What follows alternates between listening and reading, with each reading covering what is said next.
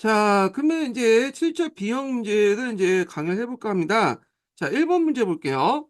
다음 기억의 용어를 쓰시오. 그리고 인간이 기억을 믿고, 인간의 기억을 믿고 있는 사상가들이 공유하고 있는 믿음을 니은과 연결시켜 쓰시오. 이렇게 했거든요.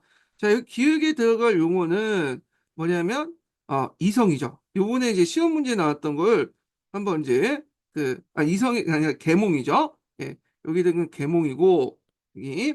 자, 그래서 인간의 계몽을 믿고 있는 사상가의 특징, 그러니까 계몽주의자들 얘기하는데 그것을 공유하는 믿음을 니은과 연결시켜서 보시오 이렇게 있거든요. 자, 니은은 이제 이성이에요, 이성. 계몽주의자는 이성을 상당히 강조하잖아요. 그래서 예전에 이제 계몽주의자들의 의미를 써라.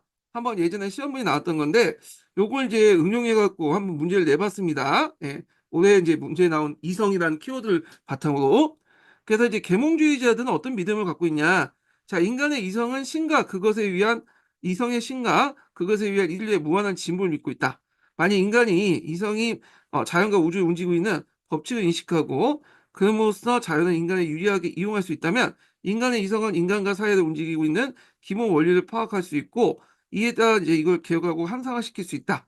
그러니까 이제 합리주의라고 하죠. 보통 합리주의 심리이라고 할 수 있는데 자 이런 것들 인간의 어떤 이성의 신가 그걸 통해 진보 이런 것들이 키워드인데 자 이것이 이제 일종의 계몽주의 신념이라고 이제 볼 수 있는데 보통 우리가 이제 근대성 이 근대성이라는 것이 요 계몽주의 신념에서 이제 비롯된 거죠. 그래서 이제 포스트 모더니즘이라는 것은 모더니즘, 계몽주의를 바탕한 모더니즘을 깨기 위해서 나온 거고요. 네. 자, 뭐 이렇게 이제 보시면 될 것 같고요. 자, 그 다음에 이제 2번 문제를 풀겠습니다. 자, 이번은 이제 고대사와 관련된 내용인데요. 요거는 이제 뭐와 관련된 내용이냐면, 그 당시 이제 그 냉수의 비문, 잠깐만요.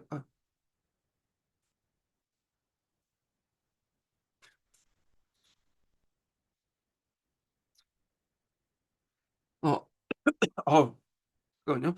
포항 냉수의 신라비요. 갑자기 목이 막혔어. 예. 자, 그래서 이제 이 냉수의 비문 관련된 내용인데, 자, 여기 보면 이제 지도 갈무랑이라는 사람이 나오죠. 여기. 그래서 이 지도 갈무랑이 집권할 때 그 시기에 지방행정 개혁 내용을 쓰시오. 이렇게 있거든요. 자, 이 지도도 갈무랑은 누구냐 하면 지증왕이에요. 지증왕. 그 갈문왕이라는 존재에 대해서 여러 가지 의견이 있거든요. 그래서 이제 뭐 왕이 되기 전에 유력자를 의미할 때라는 설도 있고 오지식을 태자라는 개념에서 이제 쓰는 것도 있고 뭐 여러 가지 설이 있어요. 그래서 이 지도 갈무왕이 이제 나왔기 때문에 이 포항 냉수의 의미를 그 전에 눌지왕 때 이제 사용했다는 세워졌다는 설도 있고 지중왕 때 세워졌다는 설도 있어요. 네. 근데 여기는 뭐 설 따지고 그냥 객관적인 게 팩트 얘기니까 하여튼 지주왕 갈문왕 때 개혁. 그래서 이때 지방행정 개혁을 이제 했잖아요. 이 왕이 집권할 때 요거는 뭐 교과서적인 지식이죠.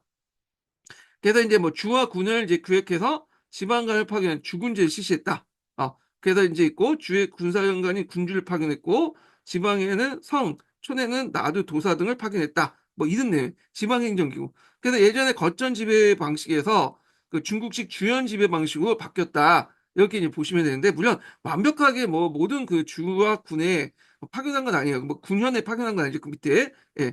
그렇지만 이제 나름대로 가도기 형상이 있다. 그러니까 종전에 어떤 이제 소국 중심의 예전에 이제 소국을 그대로 놔둔 상황에서 이들 예속과의 거점 지배 방식이었는데 그런 것이 아니라 이제 뭐냐면 완전히 장악하는 이제 중국식 군현 제도로 바뀌었다 이렇게 이제 보시면 되겠죠.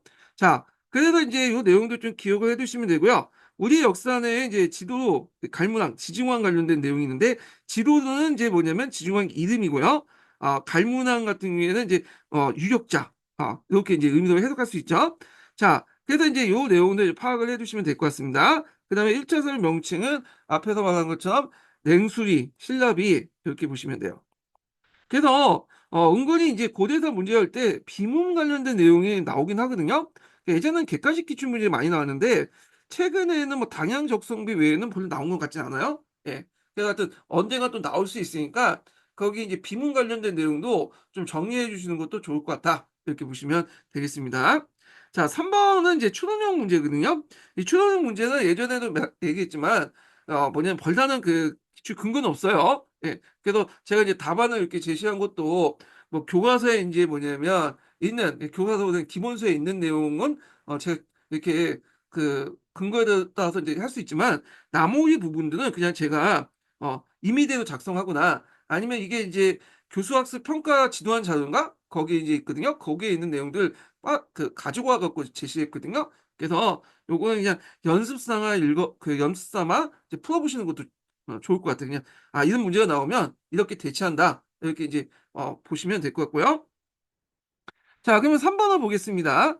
자, 김 교사의 이제 수업 진행 내용이다. 글을 읽고 작성 방법에 따라 답안을 작성하시오. 수업 흐름도 있는데 고려 대외관계 변화 관련된 내용이죠. 그래서 이제 있고 성취 기준이 있고요. 수업 흐름이 있고 동기 유발 및 학습 안내. 그래서 이 역할극의 대본에서 아마 역할극 수업을 이제 하는 것 같아요. 교수 학습 활동 관련된 내용이 있고 그 다음에 정리 여기 있고요. 그 다음에 그 밑에 이제 그 교수학습 자료에서 뭐 이렇게 있는데 쭉 읽고 진단 평가 내용이 있고 교수학습 자료 이렇게 해서 있는데 지문이 좀 많죠. 그 다음에 교수학습 자료 있는데 이거는 이제 여기 위쪽하고 연결된 자료들이에요. 다. 그래서 너무 이제 많기 때문에 일단 문제 풀어보겠습니다. 자, 김 교사가 해야 할 A 교수 학습 활동을 두 줄 이내 쓰시오. 이렇게 있거든요.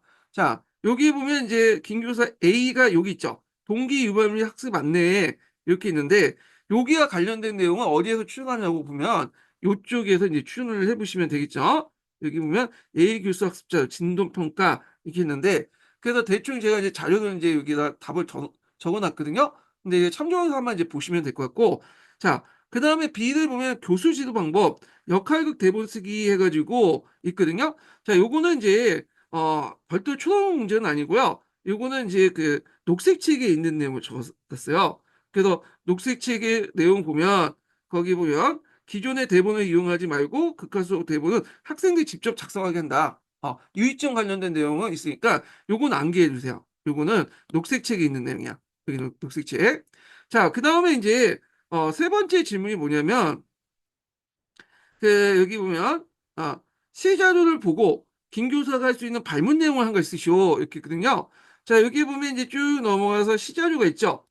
그래서 이제 여기 보면 이제 그 뭐 그 별무방 관련된 내용 있고 이걸 바탕으로 해서 그 동국 구성 관련된 내용 있잖아요. 그래서 이제 요 관련된 내용을 보고 이제 발문을 이제 해라 이런 내용인데 자 요거와 연결될 수 있죠. 이렇게 해서 그래서 요것도 뭐 별다른 답은 없어요. 그래서 요거는 이제 그 내용을 보고 연결돼 가지고 좀 얘기를 해보면 될 것 같아요. 그냥 쓰면 발문을 그래서 이것도 뭐 답이 다양하다 이렇게 보시면 될 것 같고 그 다음에 이제 어 마지막으로 기에 들어갈 학습 내용을 쓰시오 이렇게 있거든요. 이거 찾기도 좀 힘든데 잠깐만요. 이렇게 좀 되지 않았고 자 기억이 이제 어딨냐 쭉쭉 넘어가서 여기 보면 음, 여기 있죠. 예. 그래서 기억에 들어갈 것은 이제 뭐냐면 여기 학습 내용은 역할극 대본을 배역을 정해있고 평가하는 시간을 갖는다. 이 내용이야. 그래갖고 이제 요거는 이제 기본서에 있는 그 내용을 파악하고 앞뒤로 이제 이렇게 연결시켜서 보시면 될 것 같은데 자 그래서 요런 내용들 좀 보시면 될 것 같습니다. 여기서 여기와 연결돼서 뒤에 있는 문장하고 이제 연결돼서 꼭 보시면 될 것 같아요. 그래서 이런 추론형 문제는 답이 요 안에 있어요. 네. 요 안에 있고 여기에서 추론을 하는 거야. 그래서 예전에도 한번 얘기했지만 답이 그 문제 안에 있기 때문에 이게 잘못하면 이제 우리가 논리에 의해서 동호 방법의 논리라든지 교육학에서는 뭔가 여기 단서가 주어지고 이걸 쓰는 식으로 하는 게 잘못된다 이런 식으로 하잖아요.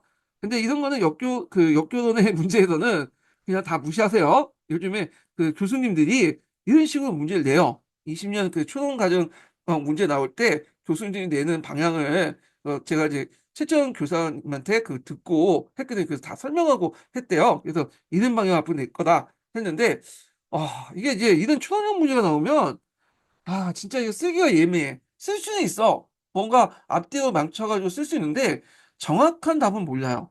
정확한 답은 뭐 어떻게 하겠어. 저기 그 교수님 머릿속에 있겠죠. 예. 우리가 뭐 간신법을 가지고 있지 않느냐 그거 모르잖아. 그런 문제를 왜 낸지 모르겠어.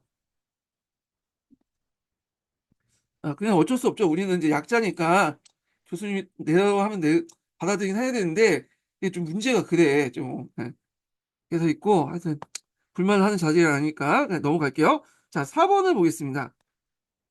4번은 이제 조선 정치사 관련된 자료이다. 작성 방법에다 답안을 작성하시오. 이렇게 있는데 요 예문을 이제 보시면 알겠지만 연산군 시대 때 관련된 사와 관련된 내용이에요. 그래서 가는 이제 여러분들 유명한 모사와 그다음에 나는 갑자사와 이렇게 딱 보시면 알겠죠. 예. 그래서 예전에도 뭐 요 관련된 문제들 좀 냈긴 했어. 그래서 예전에 이제 그 총각총각 풀어보신 분들 보면 어디에도 많이 나온 지문들이 많은데 잘 보시면 알겠지만 그 지문은 좀 약간 비슷할지 모르겠지만 배경 그 사료는 발명을 좀 달리했어요. 예. 그래서 하도 이제 문제를 많이 만든다 보니까 총괄 평가 문제들과 많이 겹쳐. 어. 그래서 이제 이게 좀 문제야. 아, 이게 뭐 새로운 신박한 이제 기본서가 나오지 않는 이상은 계속 냈던 것을 또 뭐 그 내고 또 내고 내니까 어느 순간 나도 예전에 한 몇 년 전에 냈던 문제를 지금 내고 있는 거야. 보니까 찾아보니까 이게 동일해. 문제가 거의 심지어 발문 내용도 거의 동일하더라고요. 그래가지고 이제 발문 내용 같은 경우에는 이제 곤치고 좀 다듬고 그러거든요. 예. 이 문제가 좀 어렵긴 어려워요. 이제 내기가. 예. 자, 하여튼 이렇게 있는데 기획의 문건 명칭 쓰라. 요거는 이제 여러분들한테 조의 제문이죠. 뭐 조의 제문은 여러분들한테 유명한 거니까 건너뛸게요. 자, 기획 문건을 비판했던 사람들의 주장을 서술해 보시오. 자, 이 기획 문건 비판한 사람들은 이제 어떤 사람들이에요? 자, 이 김종직이라는 사람이 이제 뭐냐면 살인파니까 비판 쪽은 홍보파 되겠죠. 그래서 이제 조광조 같은 유자관 같은 조광조와 유자관 같은 홍보파들인데 자 조카인 단종을 몰아내고 왕위를 오는 세조의 주기를 비난할 목적으로 썼다. 그래서 뭐 다실 거고 그래서 이제 관련된 내용을 제가 시민한국사 내용에서 한번 찾아봤습니다. 그래서 제가 여기 시민한국사 내용을 많이 적어놨는데 한 통에서 문제를 너무 많이 내다 보니까 한 통에서 이제 좀 제하고 좀 최근에 부각된 시민한국사에서 좀 관련 문제를 냈어요. 그래서 뭐 이걸 냈다고 해서 뭐 시민한국사가 뭐 한 통보다 더 중요하다 그런 의미가 아니에요. 예. 그래서 이제 한 통을 보시고 이제 교재도 이제 부수적으로 시민한국사를 이제 이렇게 보시는 것도 제일 효과적인 것 같아. 제 생각에. 하여튼 그 밑에는 각자 읽어보시고 자, 그 다음에 가와 나자주 관련된 정치 사건의 의미를 정치세력 갈등 측면에 각각 서술하시오. 사건의 명칭도 쓰라고 했거든요. 그래서 이제 뭐 이거는 뭐 교과서 정도 이제 지식이니까 금방 풀릴 것 같아요. 그래서 무오사와 갑의 무오사는 기성의 이제 훈구와 신진사립 때 어떤 살림사의 대립 갈등이었다고 하면 나의 갑자사는 연산군과 국정세력의 중심이 되어 성구 신구의 훈구 대식들 신진사회들 제공한 사건인데 주로 훈구 대신들은 이제 총목적으로 이제 주도했고 신진사님들은 거기에 이제 덧붙여서 수청됐다 이렇게 보시면 될 것 같아요. 자, 그 다음에 이제 5번 문제 풀어보겠습니다. 5번 문제. 자, 5번 문제는 서양 고대과 관련된 내용인데 요거는 이제 뭐와 관련된 페르시아 전쟁이야. 그래서 예전에 1차 페르시아 전쟁이 나왔잖아요. 그래서 이제 다음에 나올 땐 2, 3차도 또 나올 것 같아. 그게.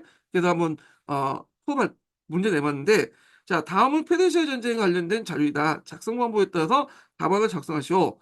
자, 여기 이제 가에 대한 것은 그 1차 페르시아 전쟁이고 요거는 이제 예전에 한번 기출에 나왔던 거죠.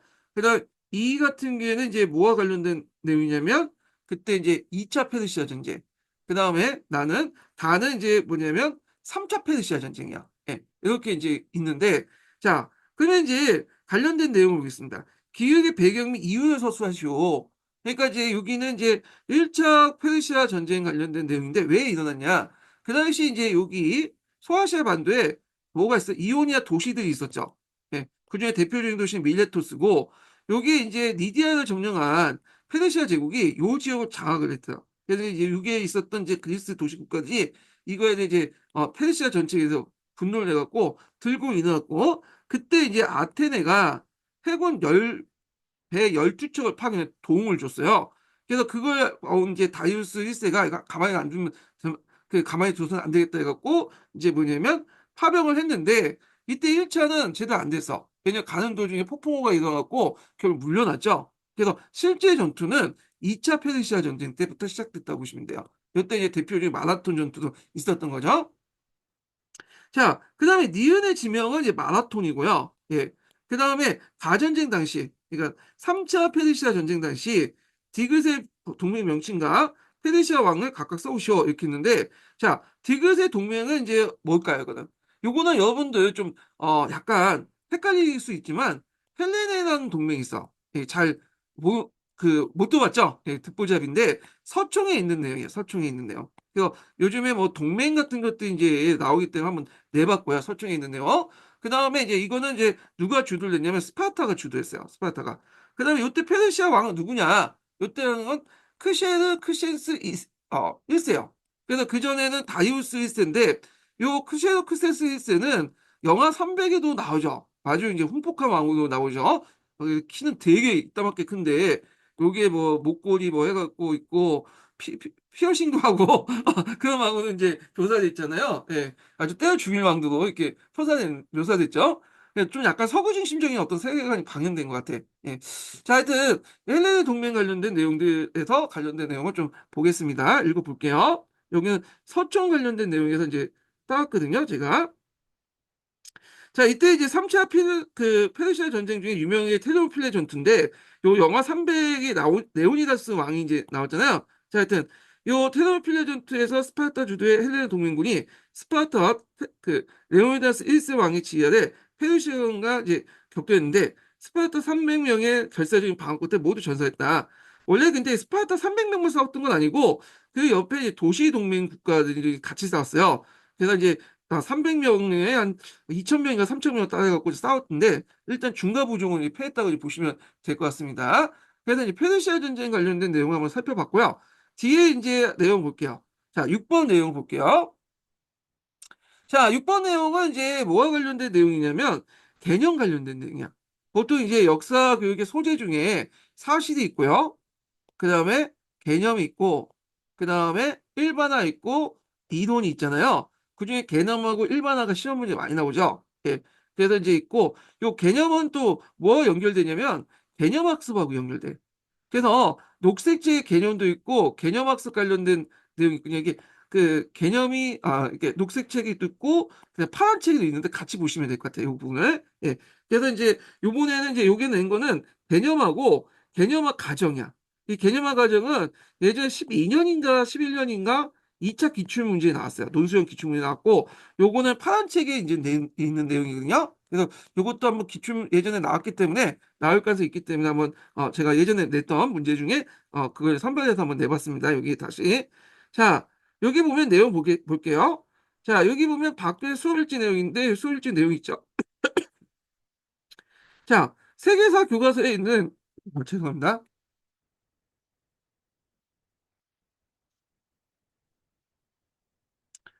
자, 세계사 교과서에 있는 영국의 근대 경제사를 다 살펴보기는 내용이 너무 많습니다. 기본적인 개념을 통해 접근하면 효율적으로 가르칠 것 같습니다. 자, 기본 개념의 가치를 고려한 결과, 죄송해요. 다시 물 먹을게요. 하다 보니까 목이 갑자기 메이네. 목이 약해.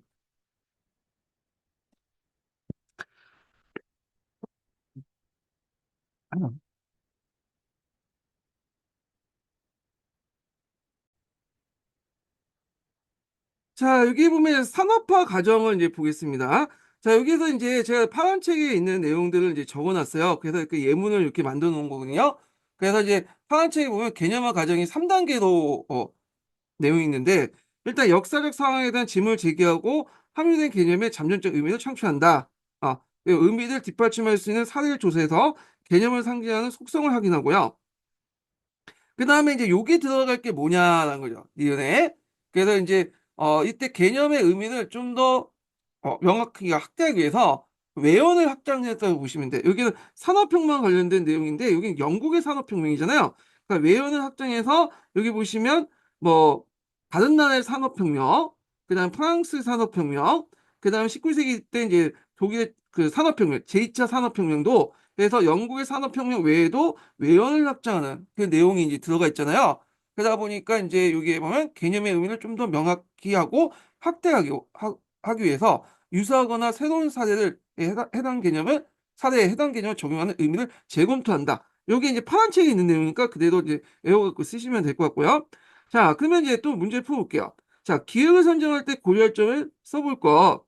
그래서 이제 기본적인 개념을 선정했습니다. 이렇게 그러니까 산업혁명을 이제 영국의 산업혁명 기본적인 개념을 선정했는데 이때 고려할 점은 뭐냐면 학생들의 자료 분석을 직접 도와주는 구체적인 개념이나 역사에 필요한 유효한 개념을 선정한다. 이렇게 이제 쓰시면 될 것 같고. 자, 니은에 학생들이 해야 할 것을 예문 내용을 참고해 두 가지 소수의 붙과 이렇게 있거든요. 자, 니은은 개념화 과정을 진행했습니다. 이 개념화 과정에서 학생들이 해야 할 게 뭐냐? 이 내용이거든요. 이것도 파란 책이 있어요.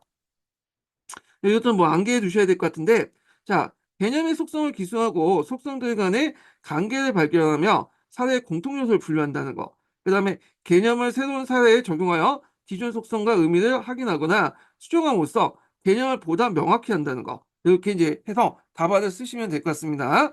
자, 그 다음에 이제 넘어가서 7번을 볼게요. 자, 7번은 이제 뭐와 관련된 거냐면 중국 고대사 관련된 내용인데 제가 이제 예전에 기출 사료 관련된 내용을 이제 냈어요. 그래서 이제 여기 이제 사료 관련된 내용인데 여기 사계에 있는 내용이거든요.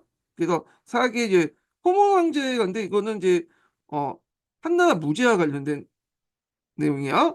그래서 이제 요 관련된 내용인데 요거 이제 뭐 관련된 내용 있죠. 뭐 근데 뭐 중요한 건 아니고 여기 줄친 부분만 이제 하면서 볼게요. 예. 아 기출 사료가 아니라 그 예전에 그 사기에 있는 사료다. 기출 사료 제가 착각했어. 다음에 문제야. 다음 문제. 예. 자, 하여튼 기획 시기에 발행한 화폐를 써보고 이 화폐의 가치가 떨어지게 한 정책을 한 가지 서술해 보시오. 이렇게 있거든요. 자, 그래서 이렇게 했는데 이 기획 시기 발행 화폐 뭐야? 여기가 그 한나라 무제 때죠. 요때 이제 유명한 화폐였던 뭐죠? 오수전이죠. 오수전.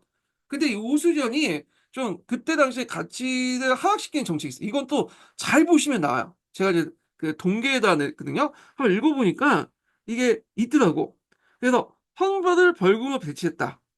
그러니까 이게 뭐냐면 그만큼 이제 그 화폐량의 증대 때문에 그런 것처럼 얘기하는데 저는 좀 이해가 안 돼요. 벌고 있는 그 돈을 벌고 대체한 게 뭘 있는지 오히려 국가의 기속이 되는 거잖아요. 근데 이해는 안 되는데 오히려 제 생각에는 시중에 통화가 안 풀려가지고 공황이 나올 것 같은데 그럼 가치가 올라가겠죠? 왜냐면 황벌을 벌고 대체 벌금이 중앙으로 올라가고 시중에 유통되는 오수준이 이제 그만큼 줄어들잖아요.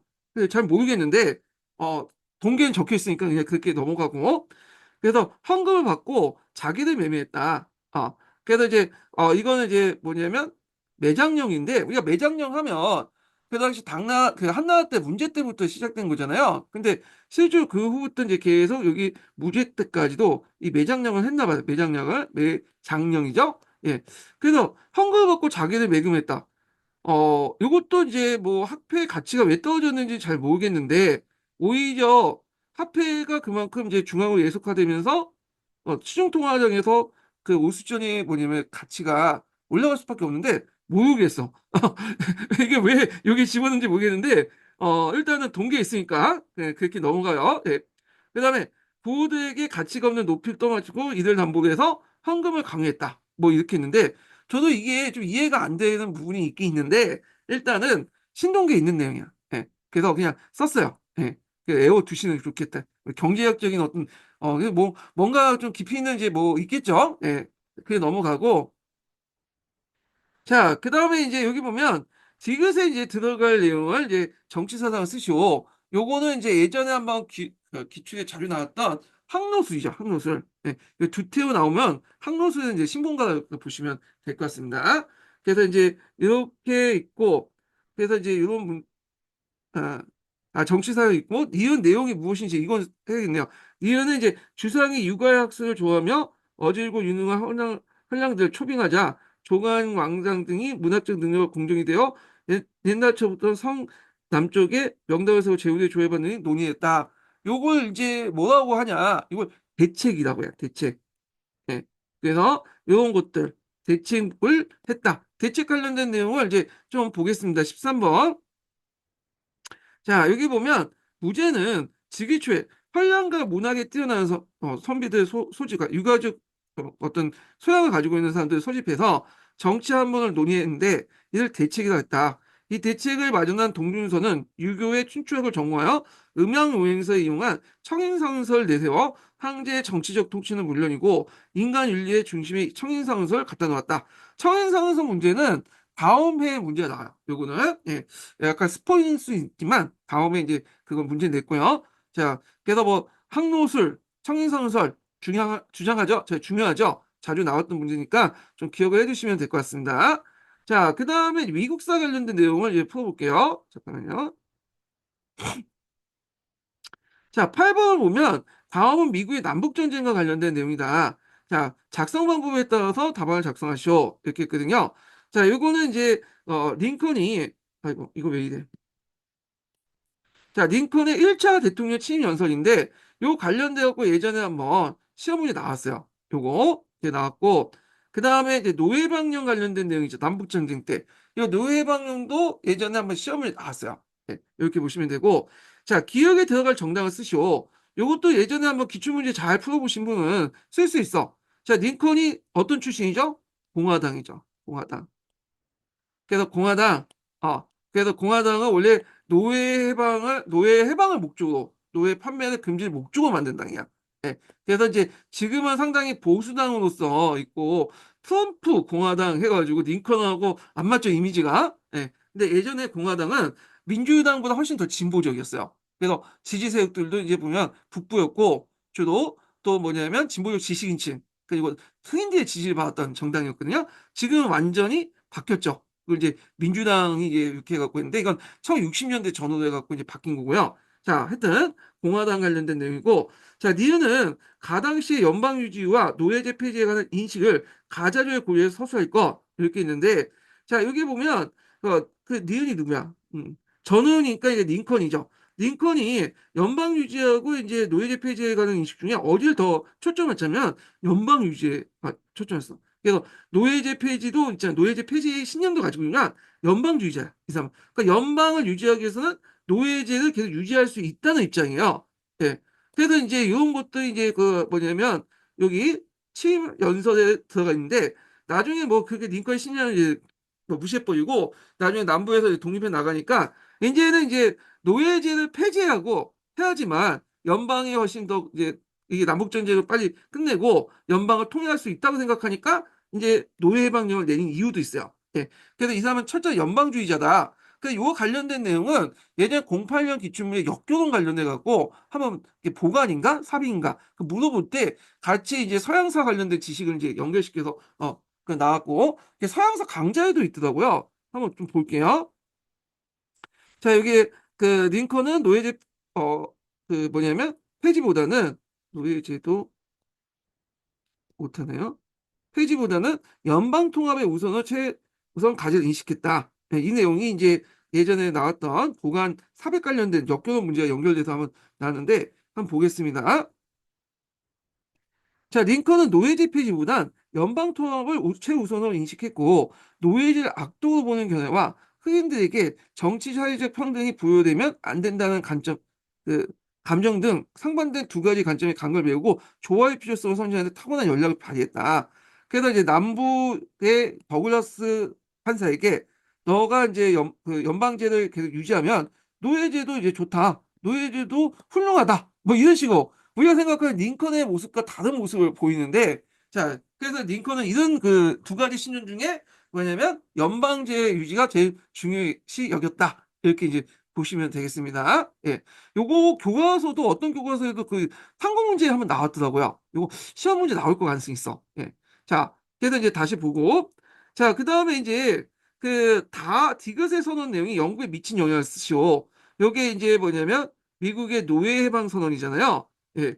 이게 뭐 이렇게 디귿 써내는데 일단은 좀 있는데 이 노예방령이 이제 공포되면서 영국의 여론이 상당히 이제 뭐냐 완전히 뭐냐 미국 편 넘어간 거야. 영국 같은 경우에는 남부하고 상당히 친했죠. 예. 경제적으로 상당히 긴밀한 관계야. 남부는 이제 그 여기에서 모카를 판매한 것을 이제 모카 있죠. 노예한테 이제 그 통해서 얻은 모카를 영국에 이제 수출했고요. 영국은 남부에 필요한 물자들이나 그다음에 여러 가지 이제 뭐 그 조명 뭐 조명기보다는 이제 여러 가지 기계들, 농기구 그다음에 이런 것들을 이제 해갖고 서로 연결된 거예요. 경제권이. 그 영국 정부는 그 당시 남북 전쟁이 일어날 때 누구 편이냐면 심적으로는 북부보다 남부였어요. 어, 북부는 자기가 좀 경쟁 관계잖아. 공업화 하니까. 근데 설득 뭐냐면 또 그렇다고 남부를 지원해 주기 좀 그랬어. 왜냐면 이제 이게 명분이 없잖아. 전쟁은 명분이 있어야 되잖아요. 네. 근데 이건 완전 노예제를 유지하겠다고 하는데 이미 영국 같은 게 19세기 이제 초반부터 노예 무역이나 노예제를 다 금지한 국가거든. 자유주의가 이제 확산되고. 그런데 이걸 이제 뭐 지원하면 당연히 영국에서 반발하고 세계 각국에서 너 뭐 이렇게 노예제를 폐지한다고 하면서 앞장섰으면서 왜 지금은 노예제를 옹호하는 남부를 지원하냐. 말도 안 되는 거죠. 그러니까 이제 약간 뭐랄까 우호적인 중립을 이제 남부에 했고 다만 이제 영국이 도와줄 수 있는 거는 이제 해상 봉쇄를 약간 해줄 수 있는 거 요 정도야. 그런데 이제 노예 방령이 내리면서 완전히 영국의 여론이 어느 쪽으로 넘어가? 미국은 그 북부로 넘어간 거야. 그러니까 이제 영국은 손 뗐죠. 이거 어쩔 수 없다.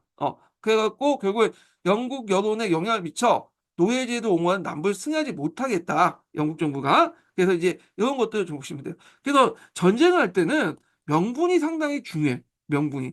지금 러시아가 무슨 개떡 같은 논리도 해가지고 우크라이나를 이제 침입을 했고 물론 이제 우크라이나가 지금 쪼달리고 있긴 있는데 그 그 여론들이 별로 안 좋잖아. 러시아면 이미지가 이제 떡락을 했죠. 거기에다 불량 국가인 이 뭐냐면 북한하고 지금 짝짝꿍에서 북한이 이제 파견하고 중국조차도 이제 러시아하고 북한하고 한데 엮이는 걸 별로 안 좋아하잖아. 북중러 하면서. 우리는 저런 깡패 국가들하고 다르다 하면서 좀 약간 정상 국가적 이미지를 이제 하면서 러시아의 어떤 속으로는 마음에 안 들겠지만 그렇다고 또 대놓고 또 이게 반대를 하면 미국과 서방 그 측에 어떤 이제 뭐냐면 이렇게 이제 동조하는 것 같은 느낌이 들고 그래서 이제 있는데 그래요. 명분이 필요하다라는 거, 전쟁을 하려면. 예. 자 이렇게 있고 자 그다음 나자르 직후에 전세가 북군에 유리하게 변한 전투는 뭐다? 게티스버그 전투. 원래 초판기 때는 남부가 되게 유리했어요. 예. 그래서 이제 북부는 이제 좀 약간 쪼달렸고 근데 일단 북부가 인구라든지 경제력, 공업 생산력 이런 것들이 월등히 높기 때문에 결국엔 장기적으로 들어가면서 이제 남부가 이제 패할 수밖에 없는 거예요. 전쟁은 중요한 게 개별적인 전투의 승패도 중요하지만 계속 그 전쟁을 지속할 수 있는 물자나 보급이 되게 중요한 거야. 예. 그걸 계속 해줘야지. 그런데 그거는 이제 그 나라의 경제력이나 인구나 이런 잠재력에서 나오는 거죠. 예. 근데 남부는 북부보다 그게 못했어. 예. 그런 것들 이제 염두에 두시고 이제 보시면 될 것 같다. 이렇게 보시면 될 것 같고요. 자, 그 다음에 9번 문제 풀어보겠습니다. 자, 9번은 작년 기출문제를 좀 약간 응용했어요. 그래서 이갑제 관련된 내용인데 볼게요. 자, 다음은 정근대 시대 중국의 사회와 관련된 자료다. 작성 방법에 따라 답안을 작성하시오. 이렇게 했거든요. 자, 요거 하기 전에 두 번째 인증번호 알려드릴게요. 두 번째 인증번호는 44번입니다. 44번. 44번. 자, 그러면 이제 여기 보면 이제 태조 홍무제 때 평상 1, 2 호구는 돌아가면서 이장을 맡은 시피는 주시로 식갑을 했다. 이거 뭐 쉽게 이제 금방 볼 수 있죠. 이갑제 이렇게 이제 보시면 되고 요거는 뭐 뒤에 있는 건 다시 나중에 좀 보고요. 자, 강의 연간의 고발장 해가지고 이렇게 있는데 자, 요게 이제 들어갈 것은 신사야. 신사. 그래서 신사 관련된 내용들 계층. 자, 그러면 이제 문제 풀어보겠습니다. 자, 여기 보면 기획 관련된 제도의 배경을 재정적 배경에 써라. 자, 이갑제 붕괴 관련된 내용이 그 동계에 보면 되게 많아요. 근데 여기에서 이제 조건이 주어지죠. 조건에 맞춰서 써야죠. 재정적 배경. 여러 배경 중에 재정적 배경을 이제 쓰시면 될 것 같은데. 자, 이렇게 보면 명의 재정 규모가 확대돼서 국가 재정에가 관리돼 은에 대한 수요가 증가돼요. 자, 그다음에 영주의 비교적 가벼웠던 부역이 점차 늘어나 농촌사회를 압박해 이갑제를 붕괴시켰다. 한마디로 세금이 늘어나서 붕괴됐다. 이렇게 보시면 될 것 같고 자 니은상에도 당시 정부의 호적제도 변화 내용을 쓰시오. 니은상이 뭐야? 다시 결국 황폐해지고 백성이 거주하지 못하여 지방이 장차 와야 될 것이 걱정입니다. 약간 이제 지금 하면 지방 붕괴, 아, 지역 붕괴 이런 것들이요. 그래서 이제 그 당시에 이제 세금이 많아지니까 그리고 또 동사도 제대로 안 되니까 사람들이 다른 데 떠나기 시작. 그 빈자리를 또 뭐냐 갱민들이 와갖고 이제 채우고 이게 뭐냐면 일종의 대류 현상이 일어난 것 같아요. 이게 박힌 돌이 와가지고 이제 박힌 돌이 떠나고 어 굴려온 돌이 들어오고 또 다른 데 가서 굴려온 돌이 또 박힌 돌을 또 이런 식의 이제 인구 이동이 일어나죠. 예. 그래서 이제 이걸 이제 뭐냐면 여기 보면 호적제도 변화와 관련된 내용인데 일단 명나라는 원족주의를 냈어요. 원족주의 자기가 태어난 곳에 호적을 이제 정하고 다른 거에 벗어나지 못하도록 했는데 근데 이제 현실은 그렇지 못하죠. 그러니까 원족주의를 완화하면서 물론 원칙을 지키지만 좀 융통성 있게 완화하면서 예의를 뒀죠. 그러면서 갱민 부족주의를 내세웠다. 그런데 이게 이제 뭐냐면 원칙은 예전에 선조들이 정해놓기 때문에 없애고 권하지 못해요. 그렇지만 예를 두죠. 예는 이제 근데 항상 시간이 되면 예가 원칙이 돼. 예, 현실에 맞지 않는 원칙이라는 게 무너질 수밖에 없어요. 예. 자, 그래서 이제 요거 좀 기억을 해두시면 되고요. 그래서 원족주의를 완화하면서 갱민 부족, 그 현지 집 부족 즉 현재 거주하고 있는 곳에 호적을 편입하는 걸 허락했다. 자, 약간 뭐하고 비슷하죠? 당나라의 이제 가로 정책하고 좀 비슷하다. 이렇게 이제 보시면 되겠죠? 자, 그래서 이제 요 부족 관련된 내용은 이게 호적 관련된 내용은 없지만 아마 시험 문제 나올 것 같은 느낌이 들어서 한번 냈습니다. 그러니까 핵심 문제가 있고 기출 관련된 핵심 문제가 있고 주변 문제가 있는데 이 주변 문제에 해당한 거야. 여기는요 나올 가능성이 좀 약간 있는 문제고 이거는 뭐 동계를 잘 읽어보시고 노트 정리 잘 하신 분들은 쉽게 풀 수 있는 문제, 어려운 문제 아니에요.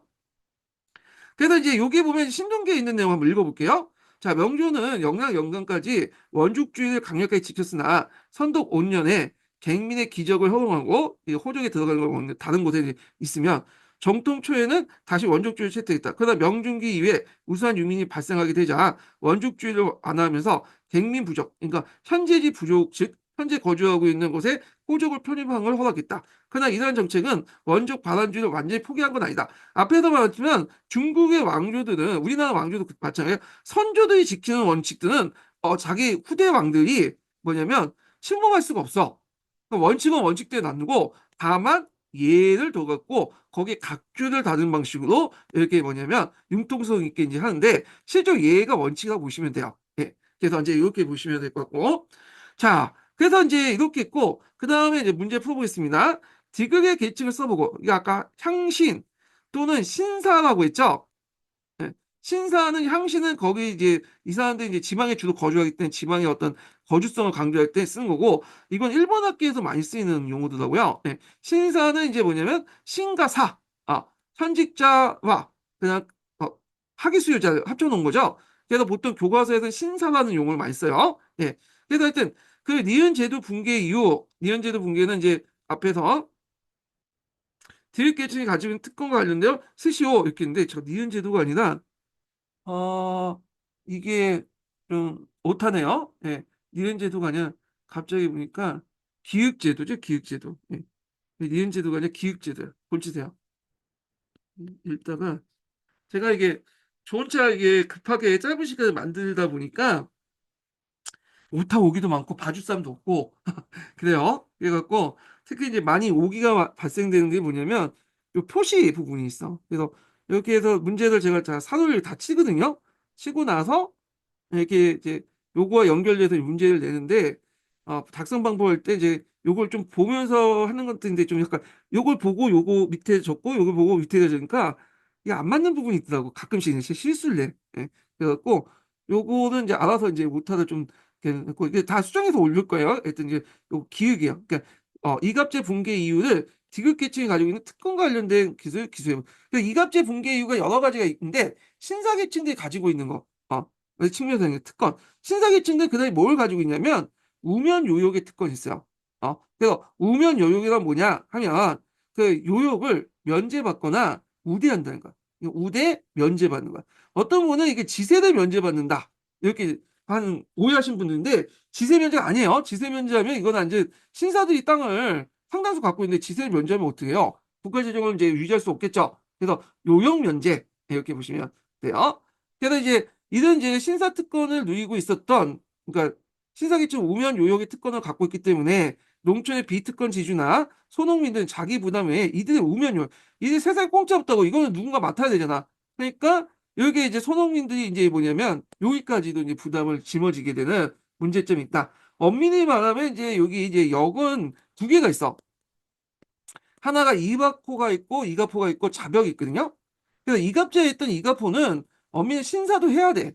근데 이제 이 이가포와 자벽이 나중에 이제 은납하죠. 은차라고 하죠. 은차. 은차하는 과정에서 이게 뭐냐면 은근슬쩍 이 신사들이 이제 어차피 여기 통합이 되니까 자포가 면제되니까 요것도 면제받는 식으로 하는 거야. 통합이 되면서. 그래서 이제 이렇게 이제 좀 보시면 될 것 같고요. 자, 그 다음에 이제 넘어가서 10번 문제 풀어보겠습니다. 10번 문제는 한국 현대사 관련된 문제거든요. 예. 그래서 이제 볼게요. 자, 요거는 이제 요번에 기출문제 나왔던 부마 민주 항쟁을 이제 좀 운용해서 나온 거야. 그래서 시험 문제는 안 나올 것 같긴 한데 언제가 또 기출에 나올 수 있으니까 한번 어, 시험 문제 내봤습니다. 자, 여기 본 자료 A번에 보면 이제 부마 항쟁 관련된 내용 있죠. 그래서 이제 부산의 반독재 시, 뭐 마산 차고지까지 확대되고 그래서 이제 계엄령, 그다음 마산에는 요게 위수정을 내렸어요. 위수정.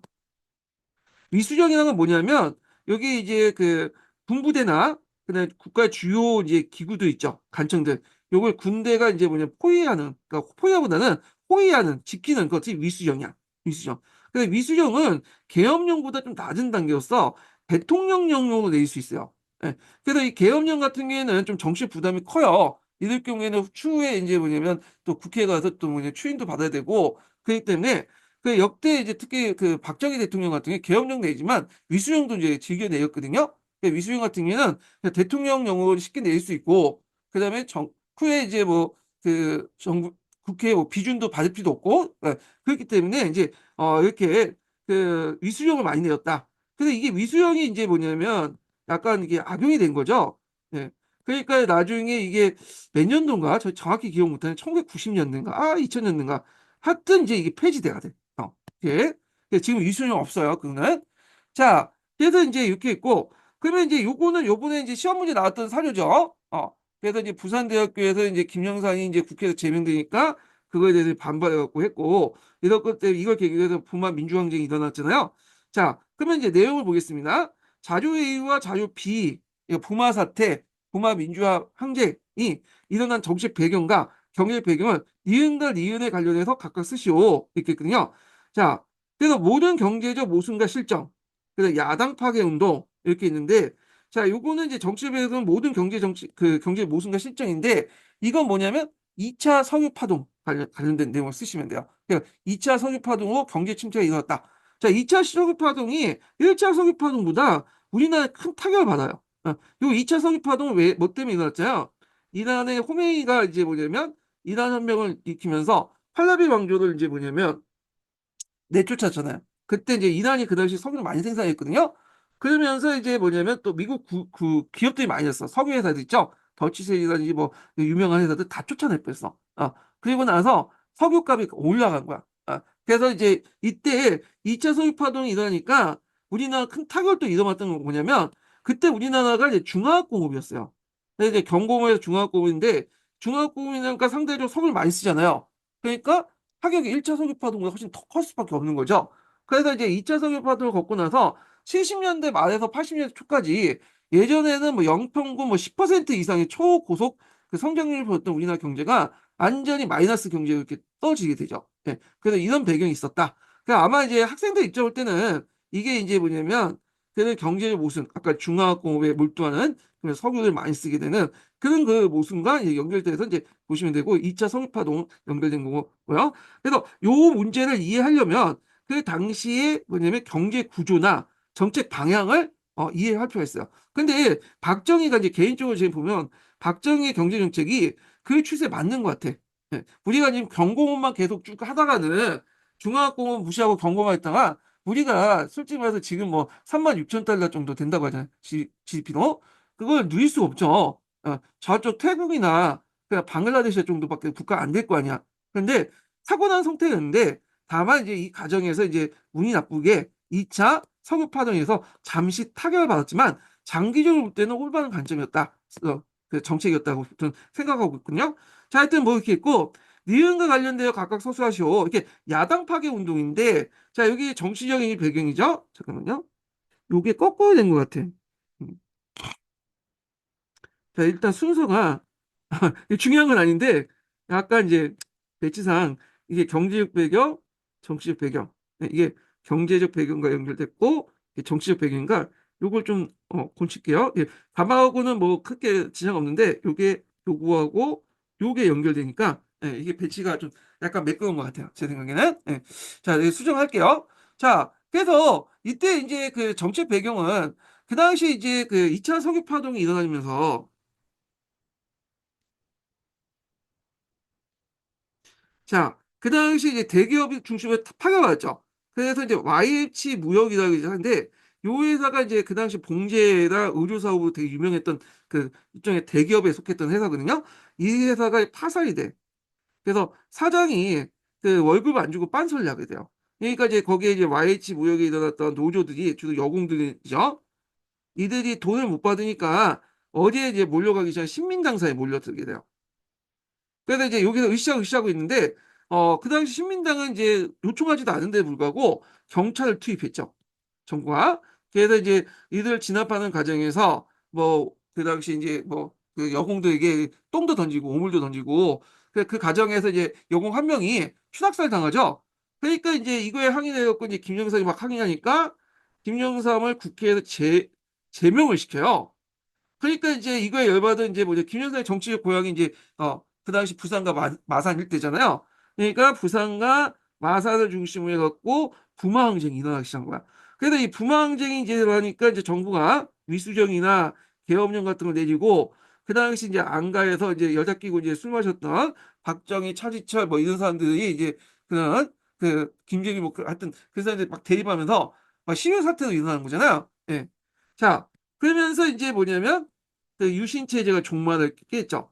그래서 여기 좀 보시면 알겠지만 이게 아주 이제 요거하고 요거하고는 별 관련이 없는 것 같긴 한데 여기하고 여기하고 이게 이제 조그만 사건이 터지면서 큰 거대적인 어떤 구조와 맞물려 시대의 흐름을 가면서 결국에는 유신 체제가 종말을 맺었다. 나비 효과가 일어났다는 것이죠. 나비 효과. 예. 그래서 이제 요 이제 일련의 과정을 겪었다. 이렇게 보시면 될 것 같고요.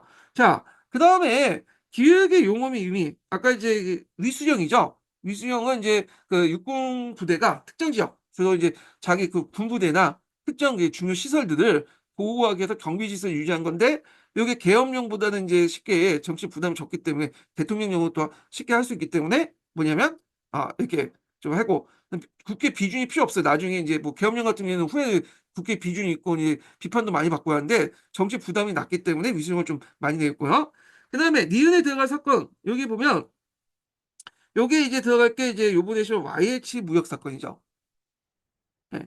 그래서 그 당시 이제 근로자의 불순으로 뒤집어 씌우고 그리고 그 협박, 공포, 폭력을 증려왔던 YH 무역의 단점 보여주고 있다 이런 거죠.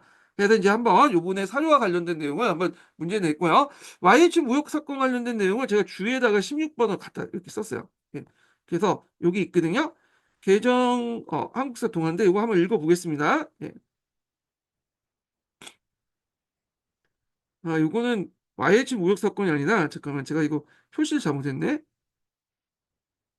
음, 요거는 어디에 이제 사료 관련된 내용인데 여기다가 이제 여기 집어넣으면 될 것 같아요.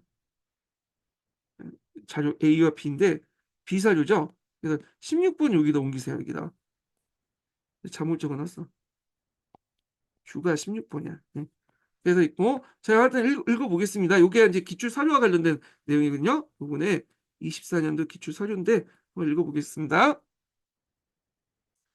1979년 10월 15일 부산대학교에서 민주투쟁 선언문이 반포되고 그 다음에 이제 이게 민주투쟁 선언문이에요. 나사조가 16일에 부산대학교 학생들 중심으로 대규모 반독재 그 뭐냐면 그 시위가 일어났다.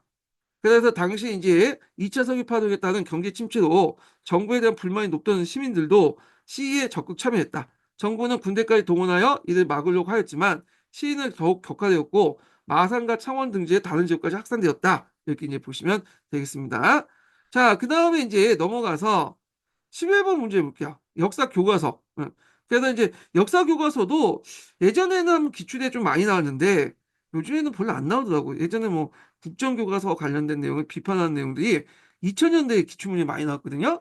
그래서 이제 요즘에는 이제 이런 건 안 나오고 요즘에는 정부 이제 하여튼 뭐 그 당시에는 국사교과서 어떤 검정고에서 넘어갈 때니까 나온 것 같아.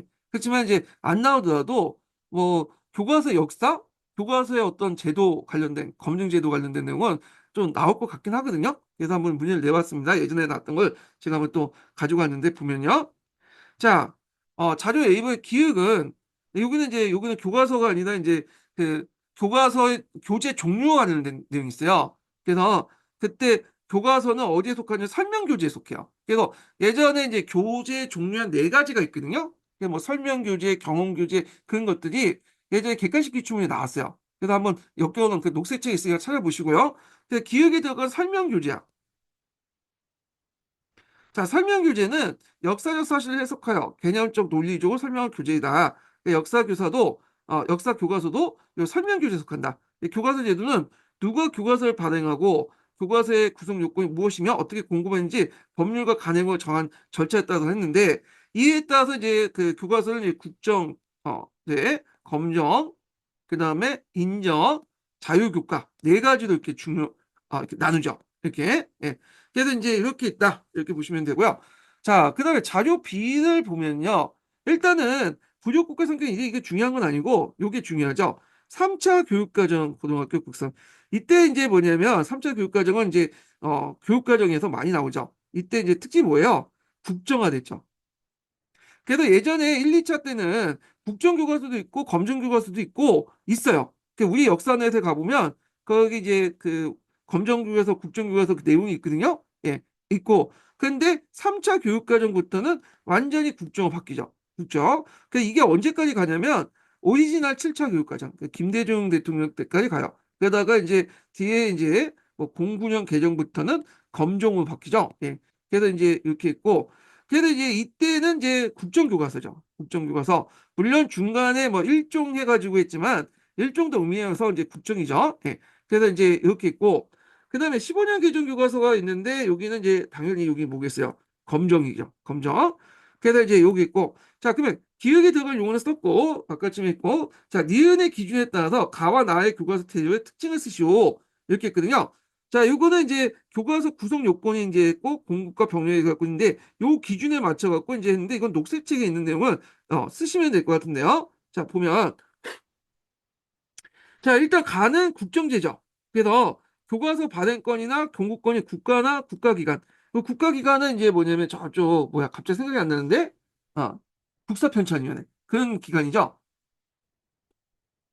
그래서 국가기관이 가지며 구성 요건도 국가에 정하는 제도다. 이렇게 있고, 자, 이 검증제가 있거든요. 검증제는 민간 출판사가 교과서를 발행하고 공급하지만 교과서의 구성 요건은 국가나 국가기관이 미리 정하고 그 기준에 적합한 심사형 통과만 교과서를 가지고 있다. 지금은 이게 검정제야. 검정제.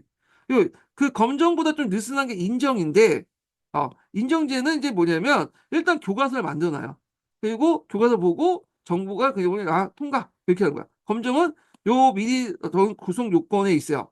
그래서 이제 교육과정에 있는 구성 요건들 그래서 이제 대단원까지 이제 구성하고 있죠. 요걸 맞춰가지고 하면 다시 이제 요건을 맞춰서 정부가 최종적으로 검토해서 통과를 시키는 거죠. 그래서 인증 같은 경우에는 되게 이제 보면 제가 예전에 교과서 관련 업무를 좀 보니까 인증 교과서는 수학이라든지 영어라든지 과학이라든지 음악, 뭐 미술, 그다음에 과학, 체육, 은미체 같은 거 있죠. 요런 예술가, 그다음에 수학, 영어 이런 것들 이제 하고요. 검정 교과서들은 보면 국어, 윤리, 사회, 뭐냐면 역사. 그러니까 인과. 그러니까 앞부분은 뭔가 멘탈 영향을 안 미치는 아주 객관적인 그런 거잖아요. 그러니까 객관적이거나 뭐 심리적이거나 하여튼인데 요게 멘탈, 국민성이나 어떤 뭐 국가 정책에 영향을 미치는 그 국가들, 국어도 의미가 들어가 있으니까 그런 국가들은 그 교과서는 다 이제 뭐냐면 이 검증제더라고, 검증제. 그래서 이제 있고 그 다음에 이제 여기 보면 가교과서 사용할 당시 독보용 교과서. 네, 요게 이제 뭐냐면 국사교과서, 국정교과서에서 독보용 교과서는 뭐냐면 요거는 이제 교과서 그 교육과정이 없이 참고자로서 쓰는 게 독보용 교과서예요. 그러니까 우리식으로 따지면 지금 역사과 부도 정도? 네, 역사과 부도인데 이 독보용 교과서가 이제 뭐냐 이거 예전에 한번 기출 예문에 나왔던 건데 시정과 극복이라는 거죠. 그래서 이제 그 당시 유신 정권이잖아요. 유신 정권이 이제 했던 명분이 뭐냐면 우리가 지금 국내적인 어려움이 있기 때문에 강력한 지도자를 중심으로 한국적 민주주의를 해야지만 이 시험을 극복할 수 있다. 이런 논리잖아. 그래서 이제 그 당시 이제 이런 그것을 역사적으로 이제 증명하기 위해서 약간 경사일체적인 어떤 성격이 있는데, 뭐냐면 예전에 사례들 중에 우리가 시험 봤을 때 극복했던 영웅들의 역사들, 그 상황들, 이런 것들을 따로 모아서 시험과 극복이라는 책을 이제 만들었어요. 근데 이게 역사 독보용 교과서, 그러니까 이제 그 당시 이제 역사과 부도처럼 잘 안 보는 책이 돼버린 거야. 그러니까 내던지고 이제 뭐냐 쓰레기통에 쌓이니까 국가에서는 돈만 더 갖고 무료로 막 배포해 줬는데 이걸 얘들이 안 봐. 그러니까 이제 이거를 한국어서 이제 나중에 유심 말기 때죠. 한국어서 막 묶었죠. 그래서 이제 독보용 교과서를 다시 아니, 시험과 국복을 일반 교과서 편입시켰어. 그러니까 책이 두꺼워지죠. 그래서 이제 나중에 4차 교과서에서는 이걸 이제 뭐냐면 두 권으로 나눴어. 그러니까 국사 교과서를 상강과 하고로 나눴는데 이게 4차, 5차, 5차까지 갔을까요? 6차인가? 5차 교과서까지 간 것 같아. 5차 교과서. 6차까지 갔나? 하여튼 그런 거 있고 자 하여튼 이렇게 있다가 나중에 한 권으로 통합이 되거든요. 근데 요번에 보니까 한국사도 고등학교 한국사 원, 한국 투 이런 식으로 하는데 이걸 왜 굳이 이렇게 나누는지 몰라. 왜냐 책도 보시면 알겠지만 책이 너무 얄팍해. 그냥 한 권 합치면 더 괜찮을 텐데 그 쓸데없이 한국사 원이니 뭐 한국사 투니 뭐 이런 식으로 갖다 이렇게 나눠가지고 왜 그렇게 하는지 모르겠지만 하여튼 뭐 높으신 분들이 이제 위에서 알아서 하겠죠. 자, 하여튼 이렇게 시험과 극복 관련된 내용 있고 요 주에 이게 인데 17번 내용을 좀 보겠습니다. 하나책에 있는 내용인데 한번 읽어볼게요. 자, 국난 극복의 정신 자세를 강조하면서 주로 우리나라의 대외전쟁사를 다루고 있는 시험과 극복이 중고등학교 독복용 교과서, 국사교과서 교재로 간행 보급되었다. 하지만 시험과 극복은 국가 비상상태 선언이나 10월 유신의 정당성에 대한 설명이 상당 분량이 차지하는 등 정치 권력의 강화와 체계 유지의 수단으로 활용했다, 역할을 했다. 이렇게 이제 보시면 되겠습니다. 자, 그래서 이제 이렇게 해서 이제 뭐냐면 7차 그 모의고사 해설강의 다 끝났고요. 좀 쉬었다가 8차 모의고사를 진행해 보겠습니다.